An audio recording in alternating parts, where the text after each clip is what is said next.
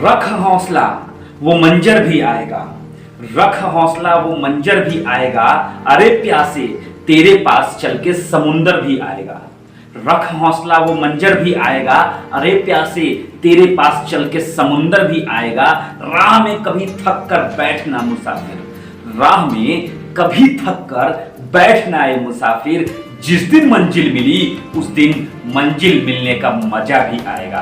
नमस्कार दोस्तों, मैं उमंग कुमार सिंह स्वागत करता हूं आपके अपने YouTube चैनल एग्जाम नगरी में। और हम सभी जानते हैं कि स्पेक्ट्रम की सीरीज चल रही है, लेकिन एक बहुत बड़ा अनाउंसमेंट मैं करने जा रहा हूं लूसेंट के बारे में। हमेशा मैंने लूसेंट को पढ़ने के लिए ट्रिक्स बताए, आपको तरीका बताया।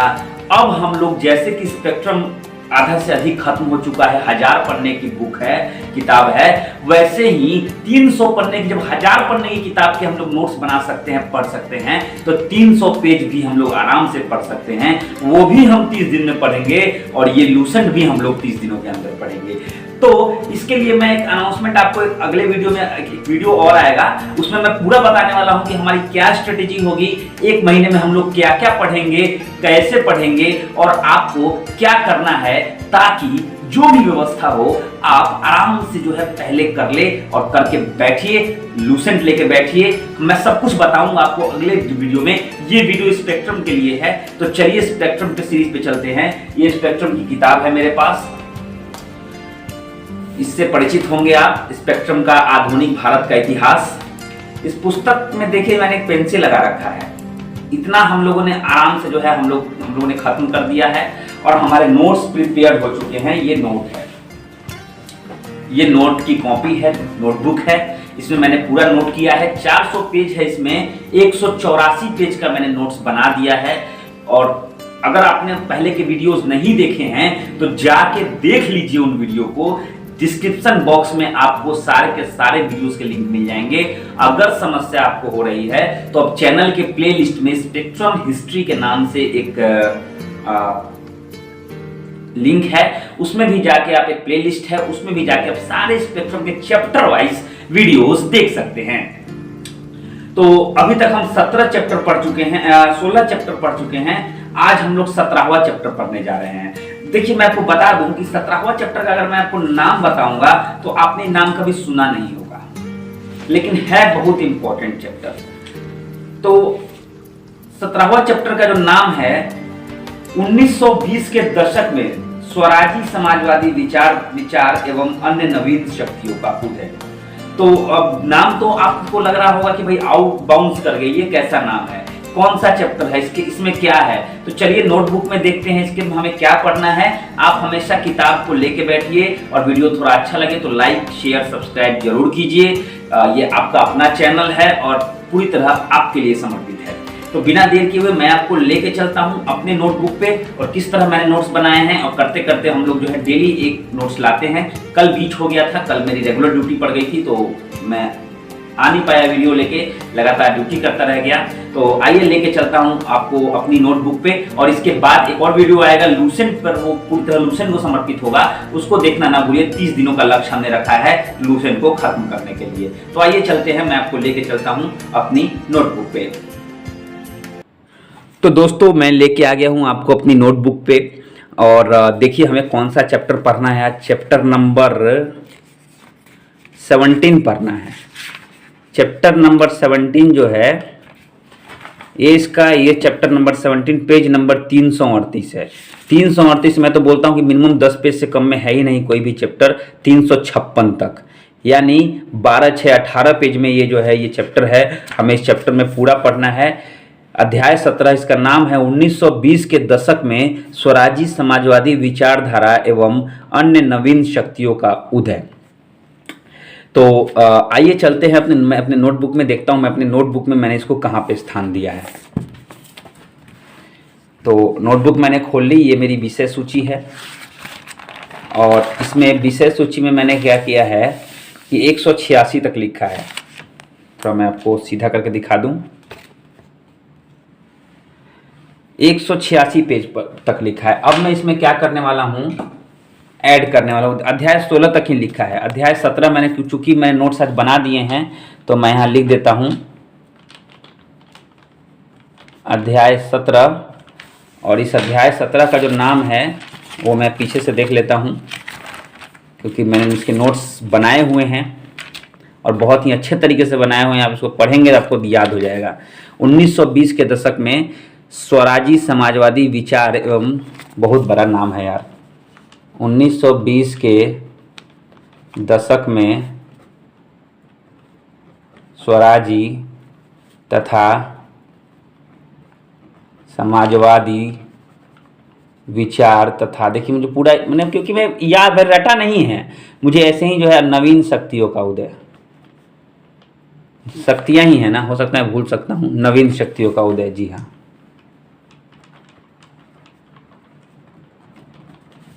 ये पेज नंबर 186 तक था 16, अब 187 से ये शुरू होगा। 187 से लेके हमने कहाँ तक पढ़ा है, 191 पेज तक। 191, जी हाँ, 5 पेज में, 5 पेज में ही हम लोग 18 पेज के नोट्स को 5 पेज में बनाते हैं। चलिए मैं लेके चलता हूँ सीधे अपने नोटबुक में, पेज नंबर 187। ध्यान दीजिएगा बड़े आराम से, बहुत कुछ इसमें समझने लायक है। और ये जो आपको दिख रहा है ना, ये 1 पेज का नोट्स जो मैंने बॉक्स वगैरह बना के आपको समझाने का प्रयास किया है। इसमें क्या है कि 1920 में, 1916 में लखनऊ समझौता हुआ था, लीग वीग सब एक हो गई थी। कांग्रेस में एक बहुत बड़ी समस्या उभर के आई। जी हाँ, देखिए मैंने कांग्रेस हेडिंग दिया है ना, कांग्रेस में एक बहुत बड़ी समस्या उभर के आई। पूरा कांग्रेस जो है 2 भाग में बट गया। देखिए ये एरो बनाया है मैंने, पहला भाग और 2 भाग। 2 भाग में उस समय बटा नहीं, 2 विचारधाराएं के लोग आ गए। 2 विचारधारा के लोग थे, एक था स्वराजी परिवर्तन समर्थक और एक थे परिवर्तन विरोधी। 2 तरह के लोग। अब जानते हैं इसका मतलब क्या है, स्वराजी परिवर्तन समर्थक और परिवर्तन विरोधी का मतलब क्या है। ये दोनों लोग कौन कौन महान पुरुष लोग थे। तो स्वराजी परिवर्तन समर्थक का मतलब विधानसभा परिषद में प्रवेश की वकालत, मतलब ये जो ग्रुप था स्वराजी परिवर्तन समर्थक, ये सब विधान परिषद में अपना प्रतिनिधित्व देखना चाहते थे। ये खुद को विधानसभा में, विधान परिषद में खुद को देखना चाहते थे। ये चुनाव भी लड़ना चाहते थे, ये नेता बनना चाहते थे। और इनका मानना था कि नेता बनके, विधान परिषद का अंग बनके हम बहुत कुछ कर सकते हैं, क्योंकि वहाँ बोलने का अधिकार दे दिया गया था, सवाल पूछने का अधिकार दे दिया गया था, तो हम लोग बहुत कुछ कर सकते हैं। अगर वो लोग नहीं करेंगे भारतीयों के लिए कुछ, तो हम लोग उनके काम में बाधा डाल सकते हैं। तो ये इसकी वजह से जो है स्वराजी परिवर्तन समर्थक जो थे वो विधान परिषद में प्रवेश की वकालत करते थे। ये चाहते थे कि हम विधानसभा में घुसे। अब इनमें कौन कौन लोग थे, CR दास, मोतीलाल नेहरू और अजमल खान। केवल 3 नाम आप याद रखिएगा, CR दास, मोतीलाल नेहरू और अजमल खान। जो परिवर्तन विरोधी थे वो क्या कह रहे थे, विधान परिषद के विरोधी थे। इनका कहना था कि विधान परिषद अंग्रेजी सरकार की है, इन्होंने जो है अपने मर्जी से नियम लगाया है, अपने मर्जी से कानून बनाया है, अपने मर्जी से हमें जो है द्वैध शासन प्रणाली के अंतर्गत हमें विषय दे दिए हैं गलत सलत। तो हम इस ऐसे व्यवस्था के भाग नहीं बनना चाहते, हम विधान परिषद में जाएंगे ही नहीं, हम विधान परिषद का चुनाव ही नहीं लड़ेंगे। कौन कौन लोग थे इसमें, राजेंद्र प्रसाद, सरदार वल्लभ भाई पटेल, C राजगोपालाचारी और N अंसारी। ये दोनों लोग, अब समझ गए होंगे आप कि स्वराज परिवर्तन समर्थक मतलब विधान परिषद का समर्थक, और स्वराज परिवर्तन विरोधी मतलब विधान परिषद में जो एंट्री होता था उसके विरोधी, विधान परिषद के में भाग लेने के विरोधी या विधान परिषद के विरोधी। कौन कौन लोग थे, ये दोनों लोग थे। अब विचारधारा मिल नहीं रही थी, हमेशा इन दोनों में विवाद हो रहा था, क्योंकि दोनों लोगों 2 ग्रुप में बट गया, दोनों ग्रुप की विचारधारा अलग अलग थी। जवाहरलाल नेहरू और महात्मा गांधी जो थे उनको यह डर सताने लगा कि कहीं कांग्रेस 1907 की तरह विभाजन की ओर तो नहीं बढ़ी जा रही। तो गांधी जी तो उस समय जेल में थे। तो क्या हुआ, 1922 का कांग्रेस का वार्षिक अधिवेशन हुआ। जी हाँ, 1922 का कांग्रेस का वार्षिक अधिवेशन हुआ उसके अध्यक्ष जो थे वो मोतीलाल नेहरू थे और महामंत्री CR दास थे। ये लोग मिलके जो है कांग्रेस का वार्षिक अधिवेशन कर रहे थे। अब यहाँ पे क्या हुआ कि जब दोनों में मेल नहीं मिला, ये दोनों एक दूसरे के विचार के विरुद्ध थे, ना इनकी बात ये मानने वाले थे ना इनकी बात ये मानने वाले थे। अंततः क्या हुआ कि उसी अधिवेशन में जो CR दास थे और मोतीलाल नेहरू थे, दोनों ने क्या किया, त्याग पत्र दे दिया। देखिए मैंने लिखा है, देखिए कैसे ग्राफ से हम लोग समझ रहे हैं, कैसे हम लोग जो हैं ये कॉलम बना के समझ रहे हैं। तो त्याग पत्र दे दिया। त्याग पत्र देने के बाद दोनों ने मिलकर जो, देखिए मैंने फिर एरो बनाया है, कांग्रेस खिलाफत स्वराज पार्टी की स्थापना की। दोनों मिलके कांग्रेस खिलाफत स्वराज पार्टी की स्थापना जो है इन्होंने की, और जिसमें CR दास खुद अध्यक्ष बने और मोतीलाल नेहरू जो है उसके सचिव बने। तो कैसे कैसे ये जो है सारा कहानी हुआ आपको समझ में आ गया। अब तर्क क्या था, दोनों का अपना अपना तर्क था। क्यों ये विधान परिषद की सहायता करना चाहते थे, विधान परिषद में रहना चाहते थे, और क्यों ये लोग विरोधी थे। दोनों का तर्क मैंने, देखिए तर्क मैंने गोल यहाँ पे देखिए तर्क, और ये देखिए तर्क, दोनों तरह के तर्क मैंने दिए हैं। मैंने नहीं दिए हैं, उन लोग दे रहे थे। तो ये जो समर्थक थे ये लोग क्या कह रहे थे कि असहयोग आंदोलन प्रभावी होगा। गांधी जी ने जो असहयोग आंदोलन चलाया था, जी हाँ, 1919 के में जलियांवाला बाग हत्याकांड हुआ, लेकिन काकोरी कांड से पहले, काकोरी कांड माफ कीजिएगा, चौरा चौरी कांड से पहले जो है यह असहयोग आंदोलन चल रहा था। तो ये जहां धीमा पड़ रहा था वहां इन्होंने कहा कि असहयोग आंदोलन प्रभावी होगा। क्योंकि सरकार में हम लोग बैठे हुए हैं, हम लोग उनको किसी प्रकार का सहयोग नहीं देंगे। दूसरी चीज उनका तर्क था कि विधान परिषद में कांग्रेस का प्रभाव। अब ये इनका मानना था कि विधान परिषद में हम क्यों जाना चाहते हैं, इसका दूसरा कारण ये था कि हम अगर नहीं आज जाते हैं, हम चुनाव नहीं लड़ते हैं, तो हम तो विधान परिषद में शामिल नहीं होंगे। क्या होगा यहाँ पर, विधान परिषद रहेगी, उसमें सारे सारे अंग्रेज भर जाएंगे, कांग्रेस का प्रतिनिधित्व तो समाप्त हो जाएगा, उसमें से कंट्रोल पूरा खत्म हो जाएगा, जो मनाएगा वो लोग करेंगे, जो बिल आएगा वो पास कर देंगे। इसीलिए विधान परिषद में कांग्रेस के प्रभाव को बनाए रखने के लिए विधान परिषद में इनकी जो है, इनको जाना बहुत जरूरी था। उसके बाद राजनीतिक संघर्ष हेतु मंच प्रदान करना। अब जब आप किसी प्रकार का संघर्ष कर रहे हैं, किसी प्रकार का आंदोलन कर रहे हैं, तो उसके लिए आपको राजनीतिक सपोर्ट की, समर्थन की जरूरत होती है। तो वो जो है आपको यहाँ से मिल सकता था। ये किनका तर्क था, समर्थकों का। विरोधी क्या बोल रहे थे, जो बोल रहे थे विधान परिषद में नहीं जाना है, ये लोग क्या बोल रहे थे, वो राजनीतिक भ्रष्टाचार है। जी हाँ, ये तो था। राजनीतिक भ्रष्टाचार मतलब राजनीति के माध्यम से जो है अपने मर्जी करना, अपने पक्ष में काम को करना, वो अंग्रेज करते थे। उसके बाद संसदीय कार्यों में सहभागिता से रचनात्मक कार्यों की उपेक्षा। अब जो संसदीय कार्य होते थे, संसद के कार्य, उसमें रचनात्मक कार्य कुछ नहीं किया जाते थे। ब्रिटेन ऐसे ही बिल को पास करवाता था जो उनके पक्ष में हो, समाज के लिए कोई रचनात्मक कार्य नहीं होता था। उसके बाद निर्वाचक विधायक उपनिवेशी संविधान समर्थक हो जाते थे। अब इनका मानना है कि जो नए नवनिर्वाचित विधायक हैं वो सभी गवर्नर के अंडर में काम करने लगते हैं, उनकी जो है चाटुकारिता करने लगते हैं। उपनिवेशी संविधान यानी अंग्रेजों के संविधान जो है, अंग्रेजों के नियम कानून, उसके समर्थक बन जाएंगे। उसके बाद आंदोलन के दूसरे दौर का प्रारंभ। जी हाँ, आंदोलन के दूसरे दौर का प्रारंभ, ये जो मैंने लाइन लिखी है, इसका मतलब कि जो आंदोलन, असहयोग आंदोलन चल रहा है, उसका दूसरा दौर आ जाएगा, वो धीमा पड़ जाएगा। तो ये लोग अपना तर्क दे रहे थे और ये लोग अपना तर्क दे रहे थे। तो समझ गए आप, कांग्रेस दो भागों में बटा, एक भाग विधान परिषद का समर्थक, एक भाग विधान परिषद का विरोधी। कौन कौन लोग इसमें है दोनों में। उसके बाद फिर वार्षिक अधिवेशन हुआ, बात नहीं बनी, मोतीलाल नेहरू CR दास ने त्याग पत्र दे दिया। उसके बाद क्या हुआ, कांग्रेस खिलाफत स्वराज पार्टी की स्थापना इन लोगों ने की और खुद जो है इसके अध्यक्ष CR दास बन गए और इसके सचिव जो है वो मोतीलाल नेहरू बन गए। इसलिए मैंने ये ऐसे एरो करके बनाया है। अब दोनों का तर्क तो इतना समझ में आ गया। ये मैं आपको बता दूं, स्पेक्ट्रम में 4 पेज में कहानी लिखा हुआ है, पूरा कहानी 4 पेज में लिखा हुआ है। आपको पढ़ना है और शॉर्ट नोट्स में जैसे आपको समझ में आ जाए वैसे आपको लिखना हो। इसी को नोट्स बोलते हैं, इसी को नोट्स बोलते हैं। नोट्स आपको नोट्स का पेज फाड़ के एग्जाम में चिपकाने के लिए नहीं आता है। नोट्स आपके समझने के लिए, आप जैसे लिखिए आपको कंप्लीट चीज़ें समझ में आ जानी चाहिए, बाकी आप डिटेल में एग्जाम भवन में लिखते रहिए। चलिए आगे चलते हैं। आगे क्या कहता है,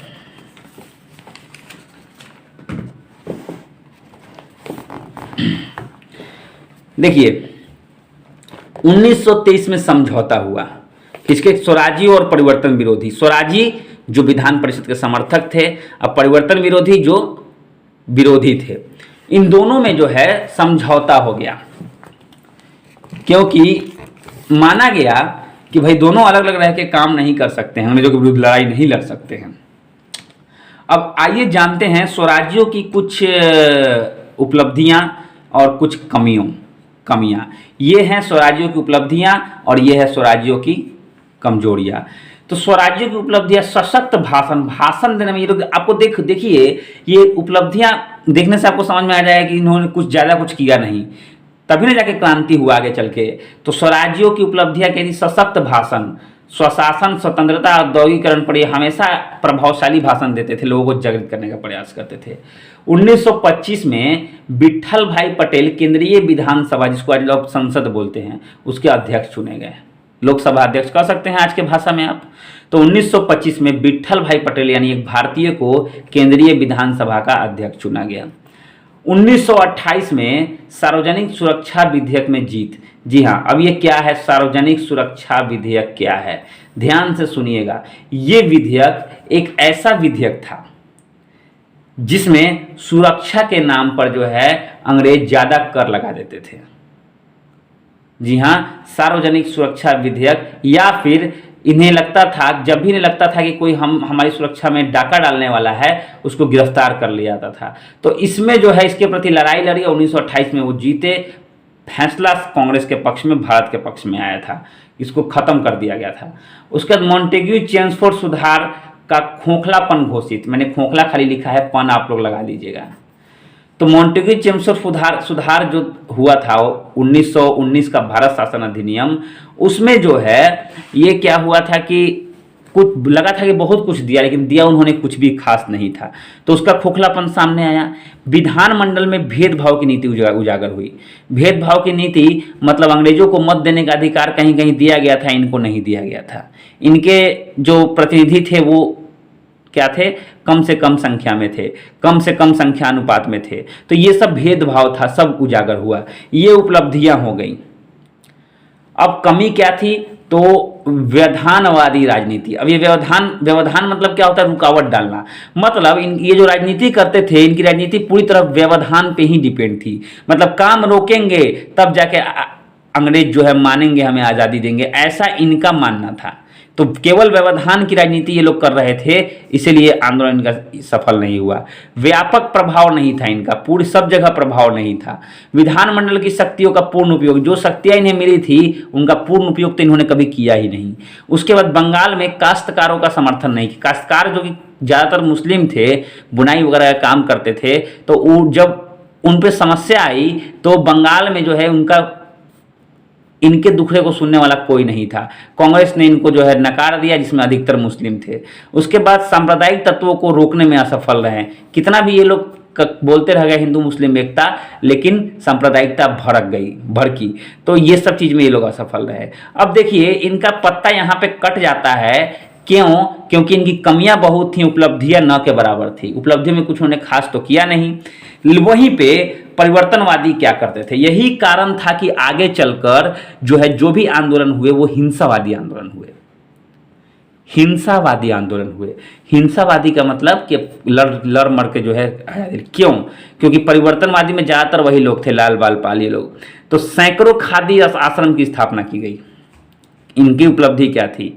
अनेक राष्ट्रीय शिक्षण संस्थान खोले गए, अपने शिक्षण संस्थान। खादी आश्रम क्यों? खादी बनाने के लिए, खादी कपड़े बनाने के लिए, ताकि विदेशी कपड़ों का आयात रोका जा सके। अनेक राष्ट्रीय शिक्षण संस्थाओं की स्थापना, विदेशी स्कूल में कोई नहीं पढ़ेगा। शराब, विदेशी कपड़ों का बहिष्कार किया गया और हिंदू मुस्लिम एकता के लिए रचनात्मक कार्य किए गए।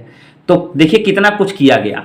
तो ये लोगों ने किया, तो इनको भारत के नौजवानों के समझ में आ गया कि अब ये जो नरम दल के लोग हैं, उदारवादी जो गढ़ के लोग हैं, ये हमारे भारत के किसी काम के नहीं। इसीलिए जो आज़ादी की लड़ाई लड़नी है वो हिंसा से लड़नी है, ज़रूरत पड़ने पर हमें हिंसा भी करना है, जवाब भी देना है।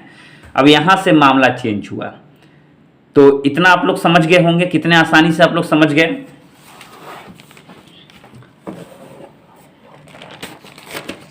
देखिए कभी अगर इससे संबंधित प्रश्न आ गए ना एग्जाम में तो मैक्सिमम लोग तो छूट जाएगा, क्योंकि ये सब चीज़ों पर लोग ध्यान ही नहीं देते हैं कि ऐसा कुछ भी शब्द हो सकता है, स्वराजियों और परिवर्तन विरोधियों, ऐसा कुछ। आगे देखते हैं। अब देखिए इतना कुछ हुआ, इसमें मान लिया गया कि अब उदारवादियों का कोई वर्चस्व नहीं है। अब यहाँ से क्रांतिकारी गतिविधियों की ओर समाज के युवाओं का झुकाव, समाज के जो युवा थे, नौजवान पीढ़ी, उनका झुकाव अब जो किस तरफ हो गया, क्रांतिकारी गतिविधियों के तरफ हो गया, क्रांतिकारी गतिविधियों के तरफ हो गया। सबसे पहले किसानों का प्रदर्शन देखिए, बढ़ती भू राजस्व, बेदखली कानून और काश्तकारी नियम, इसके वजह से जो है 1928 में वल्लभ भाई के नेतृत्व में किसानों का प्रदर्शन हुआ। मतलब यहाँ से आंदोलन की लौ जल रही थी। कभी से पूछे ना कि आंदोलन जो है आंशिक रूप से कब से शुरू हुआ, कैसे शुरू हुआ, किस प्रकार भारतीय युवा जो है उनका झुकाव हुआ क्रांतिकारी गतिविधियों की ओर, व्याख्या करने के लिए बोल दे तो जिन्होंने नहीं पढ़ा उनको जीरो है। बक्सर की लड़ाई और पानीपत का युद्ध तो सर कोई जानता है, इसलिए इसको पढ़ना जरूरी है। तो इन सब चीज़ों का विरोध कर रहे थे। उसके बाद एक और आंदोलन हुआ, जातीय आंदोलन, ये शोषण और उत्पीड़न के विरुद्ध था। उसके बाद आत्मसम्मान आंदोलन 1925 में ई.पी. रामास्वामी नायकर पेरियार, इन्होंने आत्मसम्मान आंदोलन की शुरुआत की 1925 में। बिहार में यादवों का आंदोलन। उसके बाद हिंदुस्तान रिपब्लिकन एसोसिएशन, जी हाँ HRA कहाँ कहाँ फैली, पंजाब, उत्तर प्रदेश और बिहार में। युगांतर अनुशीलन समितियां जो थी वह हिंसावादी क्रांतिकारी संगठन थे, ये लोग हिंसा का भी उपयोग करते थे। और सूर्यसेन का नाम, जिनको मास्टरदा के नाम से जाना जाता था, ये चटगांव में जो है चटगांव समाज के सचिव या कुछ बड़े पोस्ट पे थे, पद पे थे। ये भी क्या थे, शस्त्रों को इन्होंने लूटा। इन्होंने जो चटगांव में जो शस्त्रागार थे उसमें से शस्त्रों को लूटा, धन लूटा, कई लोगों को मार दिया, कई ब्रिटिश सिपाहियों को जो बीच में उनको मारते गए। तो ये कहानी शुरू हो रही है, आंदोलन शुरू हो रहा है। तो भाई ऐसा क्या हुआ कि भाई अब जहाँ पे एक असहयोग आंदोलन चल रहा था, अहिंसावादी आंदोलन चल रहा था, जहाँ पे लोगों को मारपीट करना सख्त मना था, हिंसा करना सख्त मना था, ऐसा क्या हो गया भाई कि असहयोग आंदोलन के पश्चात लोग की क्रांतिकारी गतिविधियों में जो है शामिल हो गए। अगर आपको प्रश्न मिल जाए कि असहयोग आंदोलन के ठीक पश्चात लोग क्रांतिकारी गतिविधियों में क्यों शामिल हुए, कारणों की व्याख्या करें, तो आपको कारण जान लीजिए क्या क्या कारण था।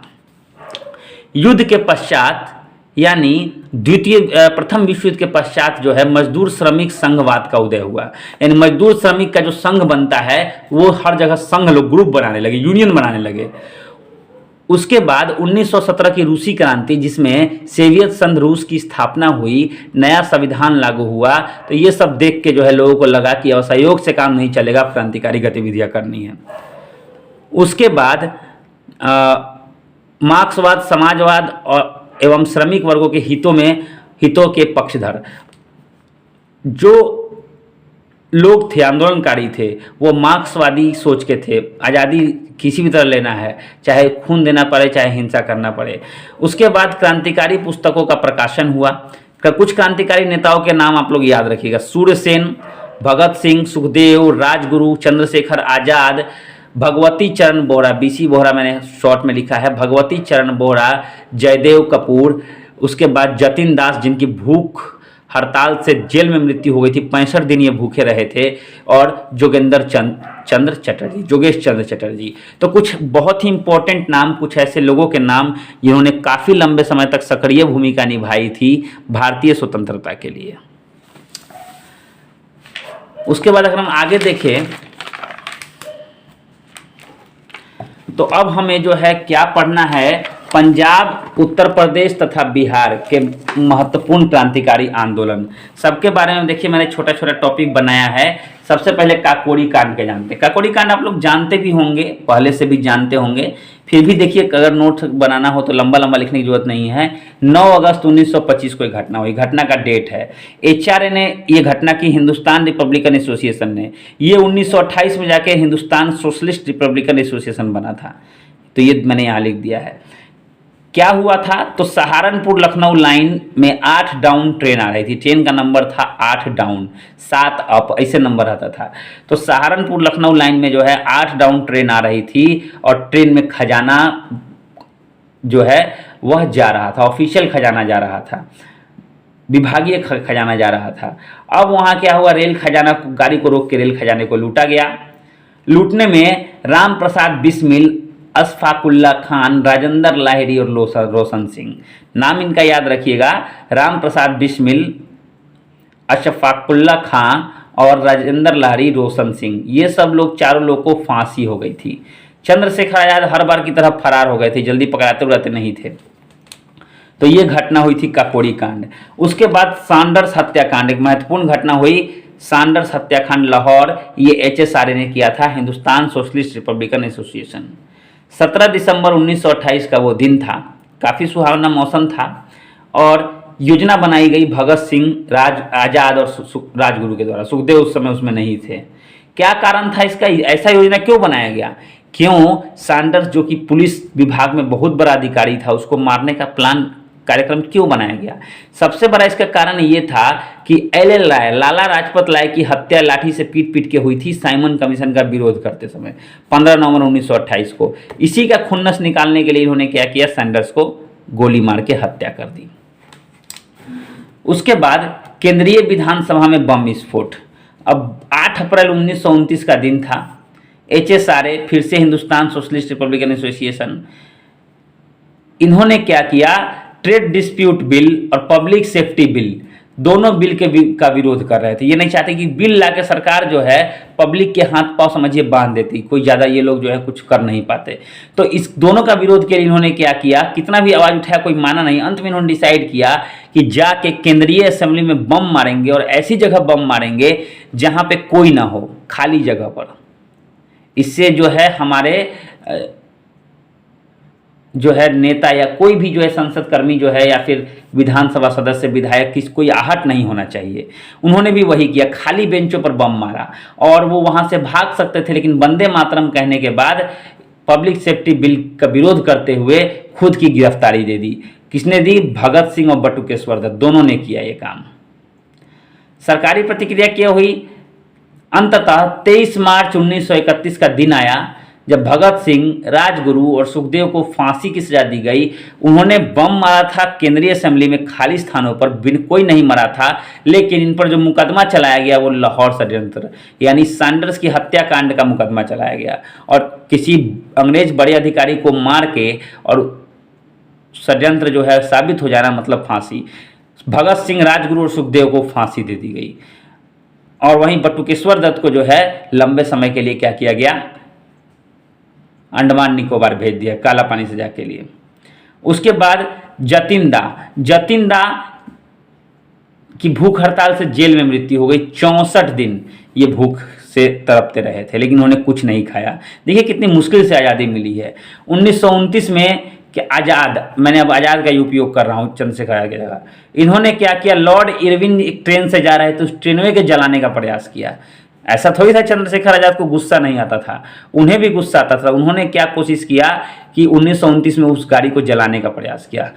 प्रयास असफल रहा। फरवरी 1931 में एक के महीना में जो है क्या किया गया, दिसंबर 1929 में 2 महीना में क्या किया गया कि 1931 का समय था। 1931 में जो है इलाहाबाद अल्फ्रेड पार्क, अब चूंकि आज़ाद पार्क हो गया है, चंद्रशेखर आज़ाद पार्क, वहाँ पे वो बैठे हुए थे। उसी की सहयोगी ने जो है चुगली कर दी, अंग्रेजों को बता दिया। तो आज़ाद जो है मारे नहीं गए, उन्होंने खुद को गोली मार ली थी, लेकिन अंग्रेजों से जिंदा, उन्होंने कहा था कि मैं कभी जिंदा नहीं पकड़ा जाऊंगा। उसके बाद एक और क्रांतिकारी घटना जानते हैं। देखिए सब हमेशा परीक्षा के पार्ट बनते हैं, आप लोग स्किप ना किया कीजिए, पढ़ा कीजिए। अप्रैल 1930 मुख्य भूमिका जो थी सूर्य सेन की थी, जिनको मास्टर दा भी बोलते थे। योजना बनाने में सहयोग किसने दिया था? आनंद सिंह और गणेश घोष ने। क्या उद्देश्य था? एक उद्देश्य नहीं था, कई उद्देश्य था। पहला उद्देश्य था शस्त्रागार पर कब्जा करना, शस्त्रों को लूट लेना, संचार सेवा ठप कर देना, जो टेलीफोन सेवा था जिससे ये लोग दमन कर देते थे किसी भी बड़े क्रांति का, उसको खत्म करना, रेल संपर्क भंग करना, रेल से ये लोग तुरंत कहीं से कहीं पहुंच जाते थे और वहां आंदोलनकारियों को खदेड़ देते थे। तो रेल सेवा को ठप करना भी क्या था, एक उद्देश्य था। फरवरी 1933 में सूर्य सेन गिरफ्तार हो गए और 1934 जनवरी में इनको फांसी की सजा दे दी गई। तो फरवरी 1933 गिरफ्तार, 34 जनवरी एक घटा दीजिए, यहाँ 33 से 34 एक बढ़ा दिया और यहाँ फरवरी से जनवरी घटा दिया, तो 1934 जनवरी में जो है उनको सूर्य सेन को फांसी दे दी गई। तो कितना आसान, देखिए आसानी से हम लोग जो है स्टेप बाय स्टेप पढ़ते जा रहे हैं, कहाँ से घटना शुरू हुई, कैसे कैसे घटना शुरू हुई और यहाँ पे लेके हमको चली आई। आगे हमें क्या देखना है, दो चीज़ें, एक तो क्रांतिकारी दर्शन, क्रांति करने से क्या क्या लाभ हो रहे थे और क्या क्या जो है कार्यक्रम चलाए जा रहे थे, और बंगाल में जो क्रांति आंदोलन की विशेषता और उसकी कमियां बार पढ़ेंगे। जरूरी है पढ़ना, कहीं ऐड करना हो तो आप लोग आराम से अगर जान रहे होंगे तो ऐड कर लेंगे। 1925 में HSRA का घोषणा पत्र आया। इस घोषणा पत्र में ये सारी की सारी बातें थी। क्या था, शोषण की व्यवस्था का पूर्ण उन्मूलन, यानी जिस व्यवस्था के तहत हमारा शोषण हो रहा है उसको पूरी तरह हटाया जाए। रेलवे, इस्पात, जहाज निर्माण का राष्ट्रीयकरण, मतलब रेलवे, जहाज, ये सब बड़े बड़े जो चीज़ें हैं इनको जो है इनका राष्ट्रीयकरण किया जाए, ना कि इनको प्राइवेट, इनको जो है ईस्ट इंडिया कंपनी चलाए। किसान मजदूर का हथियार बंद संगठन का निर्माण, मतलब किसान मजदूर अपने बचाव के लिए ये लोग जो है हथियार बंद संगठन का निर्माण इन्होंने किया। इसमें किसान और मजदूर थे और ये कहीं लूटपाट करते थे या फिर कहीं पे क्रांतिकारी गतिविधियां करते थे, लेकिन ये हथियार बंद थे, हथियार इनके पास रहता था। हिंदू मुस्लिम एकता बनाए रखने का प्रयास किया गया। भगवती चरण बोहरा ने जो है, जो चंद्रशेखर आज़ाद से उनके सलाह पर, उनके रिक्वेस्ट पर the philosophy of the bomb, actually पहले भगवती चरण बोहरा बम की अच्छी जानकारी थी लेकिन ये कुछ लिखना नहीं चाहते थे कि देश में हर कोई बम बनाए, लेकिन आज़ाद के रिक्वेस्ट पे उनके जो है उन्होंने जो उनसे जो है आग्रह पे क्या किया, एक किताब लिखी जिसका नाम था the philosophy of the bomb, Bhagwati चरण बोहरा। 1926 में भगत सिंह द्वारा भारत नौजवान सभा की स्थापना हुई। जी हाँ, 1931 में तो उनको फांसी पड़ी थी, 26 में भारत नौजवान सभा, जिसमें सभी नौजवानों को शामिल किया गया था और हिंदू मुस्लिम एकता की दुहाई दी गई थी, लोगों को बताया गया था कि सभी एक है। तो ये कुछ क्रांतिकारी आंदोलनों के क्रांतिकारी दर्शन थे। बंगाल में जो उपद्रव हुआ, जो क्रांतिकारी आंदोलन हो रहे थे, उसमें देखिए बड़ी संख्या में महिलाओं की भागीदारी सबसे बड़ी विशेषता थी, बड़ी संख्या में महिलाओं की भागीदारी। उसके बाद व्यक्तिगत आतंकवादी कार्रवाई के बदले उपनिवेशी शासन पर सामूहिक हमला, जैसे सेंडर्स को मारा गया ना, सेंडर्स बेचारा अकेला था, उसको मार दिया गया। एक बार और हमने सुना होगा, लॉर्ड हार्डिंग पर बम फेंकने के बजाय ये लोग फेंक दिया था कैनेडी के बम पे, कैनेडी के गाड़ी पे, तो वहां भी समस्या हो गई थी। तो अब उन्होंने ये चीज छोड़ दिया, व्यक्तिगत किसी एक आदमी को नहीं मारेंगे, अब क्या करेंगे, शासन से लड़ेंगे, पूरा अंग्रेजी शासन से लड़ेंगे, सामूहिक हमला करेंगे। उसके बाद सामूहिक हमला मतलब यहाँ हिंसा से नहीं है, बल्कि भूख हड़ताल या फिर कोई दूसरा आंदोलन से है। धर्म के नाम पर शपथ लेना बंद कर दिया गया। बहुत सारे लोग अपने अपने धर्म के नाम पर शपथ लेते हैं। शपथ जो है एकमात्र हिंदी में शपथ लेना है, धर्म के नाम पर शपथ लेना बंद कर दिया गया। और ये कोशिश थी हिंदू मुस्लिम धर्म को एक करने की। तो ये कुछ अच्छी विशेषताएं थी, कुछ कमियां भी थी। जैसे आंदोलन में विवादास्पद रूप, अब धर्म के नाम पर शपथ लेना या धर्म की अवहेलना करना, तो ये एक विवादास्पद जो है कारण था। उसके बाद आंदोलन रूढ़िवादी तत्वों से मुक्त नहीं था, लोग पुरानी परंपरा में जकड़े हुए थे और सामाजिक आर्थिक लक्ष्य प्राप्त करने में यह आंदोलन, बंगाल में जो भी आंदोलन हुआ वह असफल रहा। तो देखिए कितना आसान था हमारे लिए इसको पढ़ना। अब देख सकते हैं मैंने थोड़ा नजदीक कर दिया है, तो एक बार जल्दी से रिवाइज। कांग्रेस 2 में बटा, स्वराजवादी परिवर्तन समर्थक और एक परिवर्तन विरोधी, ये विधानसभा परिषद के समर्थक और विधान परिषद के विरोधी। यहाँ पे अब अधिवेशन हुआ, बात नहीं मानी तो त्यागपत्र दे दिया इन दोनों ने, CR दास और मोतीलाल नेहरू ने, और इन्होंने कांग्रेस खिलाफत स्वराज पार्टी की स्थापना की, CR दास अध्यक्ष बने, ML नेहरू सचिव बने। इन दोनों का अपना अपना तर्क, ये लोग क्या क्या बोल के जो है ऐसा कर रहे थे, ये क्यों विरोध कर रहे थे और ये क्यों सपोर्ट कर रहे थे, दोनों का कारण। उसके बाद स्वराजवादियों की कुछ उपलब्धियां, जो लोग सपोर्ट कर रहे थे उनकी उपलब्धियां और फिर उनकी कमियां, और उसके बाद परिवर्तनवादियों की देखिए कुछ उपलब्धियां हैं जो कि बहुत ही बेहतरीन कदम था। अब तो जान गए होंगे स्वराजवादी और परिवर्तन विरोधी किसको कहते हैं। विधान परिषद का सपोर्ट समर्थन देने वाला स्वराजवादी और विधान परिषद को नुकसान पहुंचाने वाला वो परिवर्तन विरोधी, मतलब माफ कीजिएगा नुकसान नहीं, विधान परिषद का विरोध करने वाले, तो उनको परिवर्तनवादी विरोधी या परिवर्तन विरोधी के नाम से जाना जाता था। उसके बाद क्रांतिकारी गतिविधियों की और समाज के युवाओं का झुकाव हुआ, कैसे कैसे आंदोलन को हवा मिली, और हवा मिलने के बाद क्यों असहयोग आंदोलन के रहते हुए भी जो है क्रांतिकारी आंदोलन शुरू हुआ। उसके बाद बिहार, पंजाब, उत्तर प्रदेश देख सकते हैं, बिहार, पंजाब, उत्तर प्रदेश, इन सब जगह कौन कौन से आंदोलन, काकोरी कांड, सैंडल्स हत्याकांड, विधानसभा में बम फेंका भगत सिंह ने, और बंगाल चटगांव शस्त्रागार लूट। तो देखिए कुछ चीज़ें ये हुई, कुछ आंदोलन, कुछ मुख्य आंदोलन, और उसके बाद ये क्रांति हुई थी उसमें कौन कौन सी चीज़ें शामिल थी, क्या क्या चीज़ें प्रयास की जा रही थी। उसके बाद बंगाल में जो क्रांति हो रही थी उसकी विशेषता और उसकी कमियां, कितना आराम से हमने सब पढ़ लिया। देखिए आप पढ़े रहिएगा ना, तो एक बार फिर जब रिवाइज कीजिएगा तो पढ़ के देखिएगा, आपको मेंस में मुख्य परीक्षा जैसी परीक्षा है, कभी कभी पीटी में भी हेल्प मिलता है, आपको ये समझ में आ जाएगा कि आप जो है, आपको लग जाएगा कि आधुनिक भारत के इतिहास से हमें कोई भी प्रश्न छूटेगा नहीं, हम लोग बड़े ही आराम से लिख देंगे। यही तो है इतिहास। तो लेके आएंगे अगला चैप्टर, आइए चलते हैं मेन वीडियो पे। तो दोस्तों कैसा लगा आपको ये वीडियो? आपको लगा होगा कि बहुत कम है, कुछ भी नहीं है, या कुछ कम है, कुछ खास नहीं था इस चैप्टर में, लेकिन जब हमने चैप्टर पढ़ना शुरू किया तो बहुत सारी चीजें हमें पता चली, और उससे संबंधित मुख्य परीक्षा में जब प्रश्न आएंगे तो आराम से हम उसको पढ़ लेंगे। तो आशा करता हूं आपको समझ में आया होगा। अगले वीडियो मिलते हैं, अगले वीडियो में अगले चैप्टर के साथ, चैप्टर नंबर 18 के साथ, जो कि चैप्टर नंबर 18 क्या कहता है। चैप्टर नंबर 18 की बात अगर मैं करूं तो कहता है साइमन कमीशन का विरोध, जिसको करते हुए लाला लाजपत राय की मृत्यु हो गई थी लाठी के प्रहार से, लाठी चार्ज की वजह से। तो हम लोग उसके बारे में डिटेल में पढ़ेंगे चैप्टर 18 में। अभी हम लोग जो है चैप्टर 17 अध्याय 17 हम लोगों ने समाप्त कर दिया, आधे से अधिक किताब जो है खत्म हो चुकी है। तो अभी आप पीछे क्यों है, जल्दी जल्दी वीडियो देखिए पीछे वाले, और आइए हमारे साथ में चलते हैं। तब तक के लिए स्वस्थ रहिए, मस्त रहिए, पढ़ाई करते रहिए, कुछ ना कुछ पढ़ते रहिए। Thank you very much.